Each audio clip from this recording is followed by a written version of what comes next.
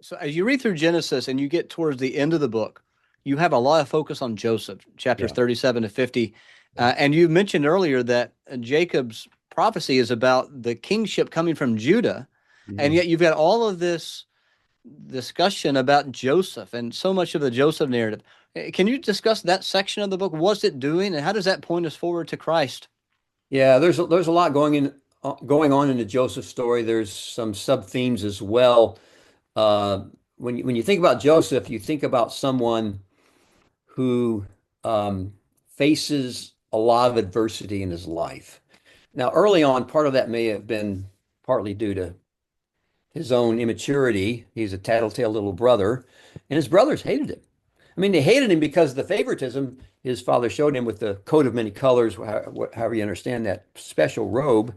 Um, and so what you have a dysfunctional family really there at the beginning of this account of Joseph, and Reuben's the oldest son, and he virtually saves Joseph from being slain by the brothers.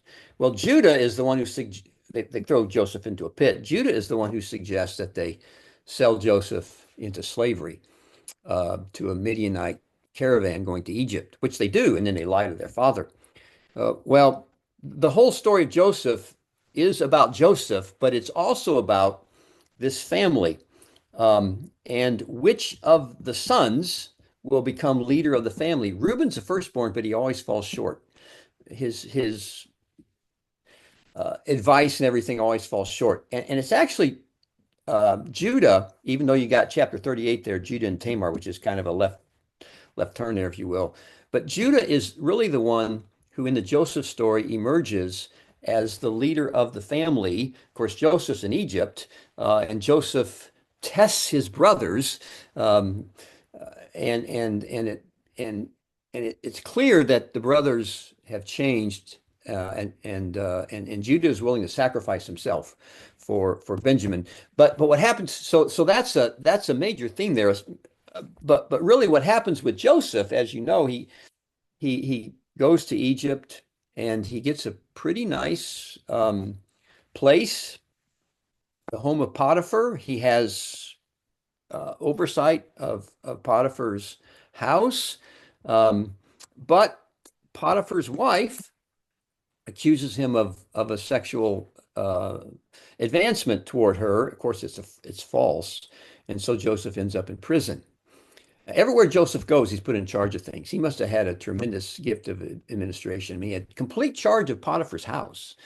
Potiphar recognizes that. And then when he's put in prison, um, the, whoever is over the prison puts Joseph in charge of the prison or the prisoners there. And and through that, he meets a couple of the servants of Pharaoh who are in prison. I think one's the baker and a cupbearer. And they have dreams, and he tells their dreams. Well, when Pharaoh has some dreams, um, it's I think it's the cupbearer. I forget which one of them. The dream was he was elevated back into service with Pharaoh, and the other one, his head was cut off. Well, that person remembers the dreams of Joseph. Anyway, Joseph gets in front of Pharaoh. He interprets Pharaoh's dreams, and then he's elevated to the second in command behind Pharaoh. Uh, so there's several. The purpose of all this, part of the purpose of all this, in the context of Genesis, and Joseph really is put in charge. There's going to be 7 years of blessing followed by 7 years of famine, and Joseph is put in charge of making sure that when those 7 years of famine come, people would have food, and that's what brings the brothers to Egypt. And part of what Joseph is doing there is he is a ruler who is providing great blessings and benefit to people because of the famine. This brings the family to Egypt because eventually he has a confrontation with his brothers. He realizes they're not exactly the same as what they were. And through this, Jacob comes down into Egypt. His family comes down into Egypt, and that's where they develop into the nation of Israel and eventually become in bondage to Egypt. So really, that's a major purpose of the story of Joseph, is to see how this family gets into down to Egypt, and then Exodus picks up the story there.